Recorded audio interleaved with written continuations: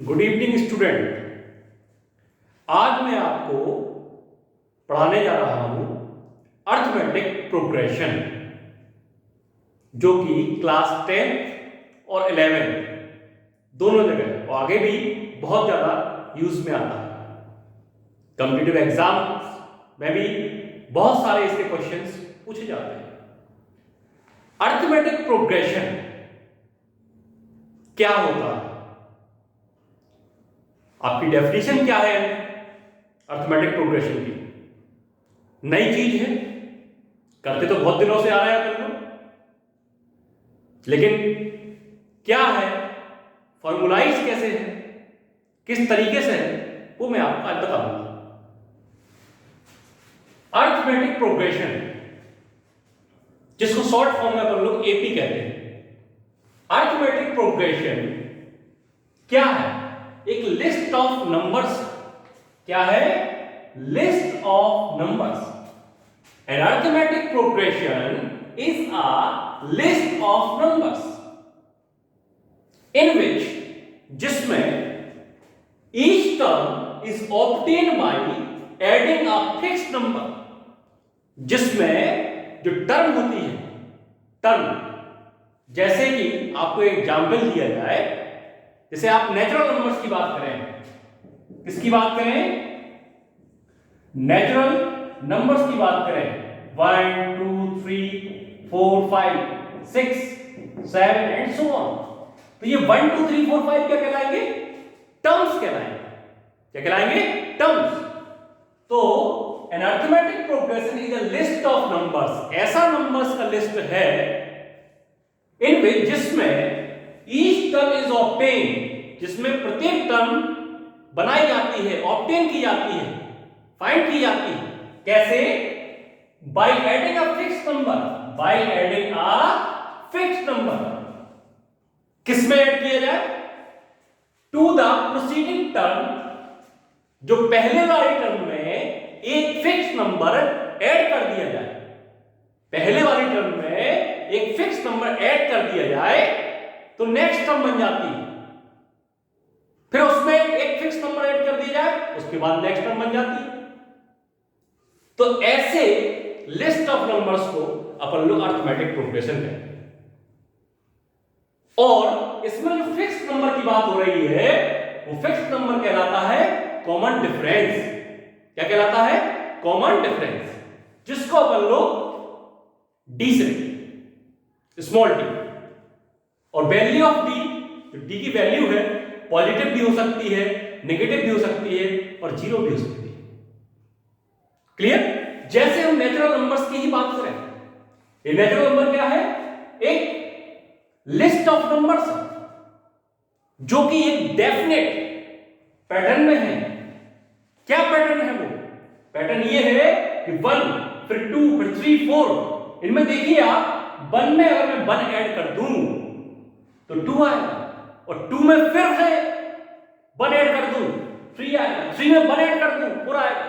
तो इसमें preceding term क्या है?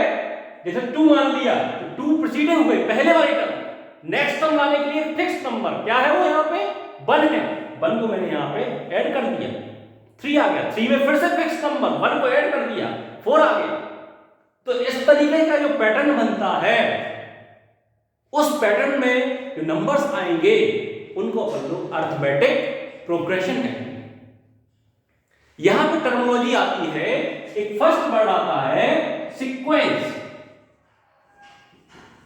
एंड सेकंड आता है सीरीज। सीक्वेंस, जैसे आपने कह दिया नेचुरल नंबर, तो नेचुरल नंबर आपके क्या हो गए? Prime numbers. प्राइम नंबर्स आपने कह दिया, तो प्राइम नंबर्स में 2 3 5 7 11 and so on. Odd numbers आ गए आपके, प्राइम कंपोजिट नंबर्स आ गए, इवन नंबर्स आ गए, नेगेटिव इंटीजर्स या ऑल इंटीजर्स, रैशनल नंबर्स आ गए।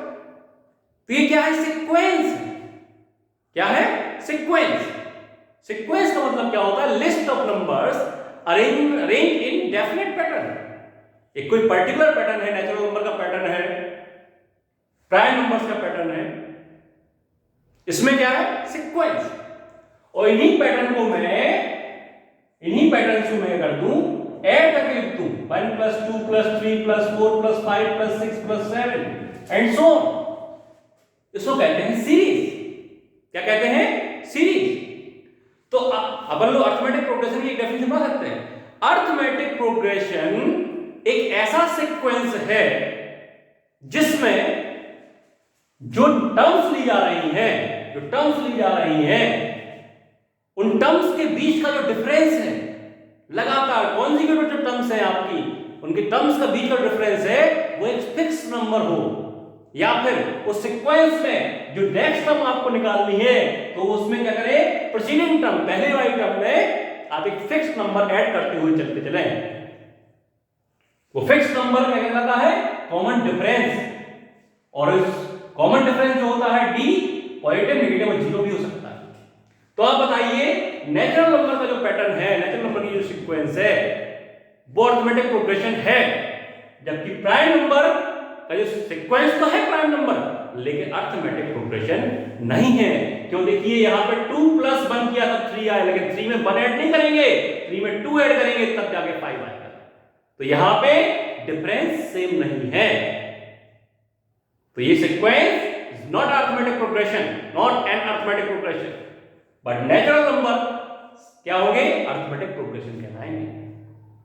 और सीरीज का मींस जिस सीक्वेंस को आप प्लस के साइन से, मतलब सभी सीक्वेंस की जितनी भी टर्म्स है सभी को आप ऐड कर दीजिए या ऐड करते हुए लिखिए तो उस सीक्वेंस को सीरीज कहेंगे। क्लियर है। अब यहां पे अर्थमेटिक प्रोग्रेशन की बात कर रहे हैं अपन, तो अर्थमेटिक प्रोग्रेशन का जनरल फॉर्म होता है। क्या होता है, जनरल फॉर्म। इतना नोट कर लीजिए आप, फिर बताता हूं मैं।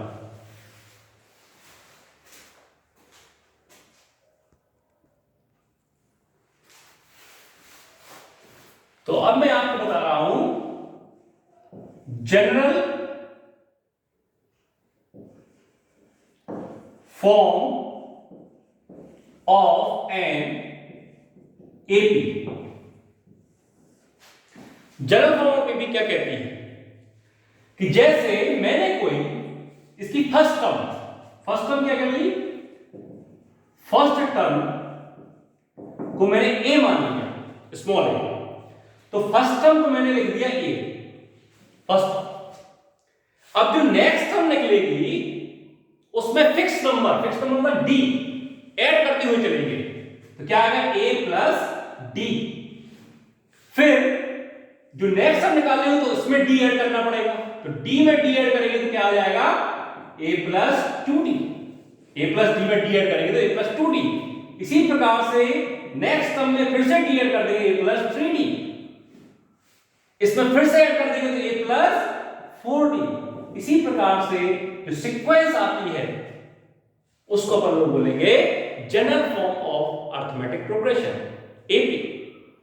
मतलब ये क्या हो गया, फर्स्ट टर्म को a1 से भी लिख सकते हैं या फिर t1 से भी लिख सकते हैं। तो a1 लिखिए, सेकेंड टर्म को मैंने क्या लिख दिया a2, थर्ड टर्म को मैंने लिखा a3, फोर्थ टर्म को a4, फिफ्थ टर्म को a5। क्लियर है। तो फर्स्ट टर्म क्या हो गया आपकी a, सेकेंड टर्म निकालने के लिए आपने d ऐड कर दिया क्योंकि फिक्स नंबर है, ऑर्डर डेफिनेशन। थर्ड टर्म निकालने उसमें d ऐड कर दिया, फिर d ऐड कर दिया, फिर d ऐड कर दिया। तो इसी प्रकार से जो सीक्वेंस बनेगी वो अर्थमेटिक प्रोग्रेशन कहलाएगी। क्लियर है। अब यहां पे एक चीज आती है आपकी general term of an AP. This is the general form and general term क्या होगी, तो मान लीजिए जनरल टर्म होगी वो an होगी। क्या होगी a, मतलब nth टर्म। जनरल टर्म क्या बोलेंगे अपन लोग, nth टर्म। तो nth टर्म क्या होगी, तो nth टर्म का फॉर्मूला कैसे निकालेंगे अपन लोग, देखिए आप यहां देखिए, ध्यान से देखिए। फर्स्ट टर्म है तो इसमें a अकेला है, क्या है ए अकेला है, डी बिल्कुल भी नहीं है, मतलब 0D। कितना है? 0D। एक भी डी नहीं है तो 0D। 0 का डी मल्टीप्लाई करेंगे 0 आएगा और 0 प्लस ए आएगा। तो अपन लोग ए को क्या लिख देंगे? a plus 0D। Second term देखिए a प्लस एक डी है 1D।